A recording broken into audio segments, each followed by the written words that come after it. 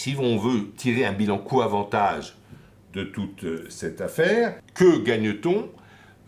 C'est vrai qu'il y a des résolutions du Conseil de sécurité interdisant les armes chimiques. C'est vrai aussi qu'on ne peut pas faire d'action de guerre sans l'aval du Conseil de sécurité. Quel est le bilan coût-avantage ?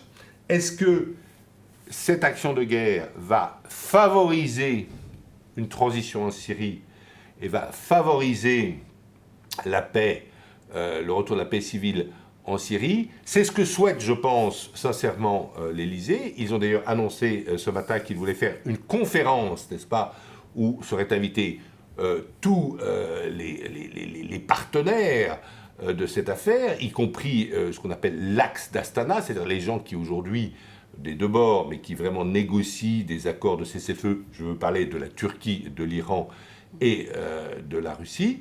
On ne sait pas si cette conférence pourra se monter. Ça dépend en fait de voir quelle va être vraiment la colère de Vladimir Poutine. La dernière question qu'on peut se poser, cet alignement de la France sur un Donald Trump qui semble quand même assez émotionnel, c'est-à-dire réagir sous le coup à la fois de ses émotions, des images qu'il voit à la télévision, sans vraiment analyser les conséquences, et qui réagit aussi sur le coup de petits événements de politique intérieure comme la perquisition par le FBI des locaux de son avocat.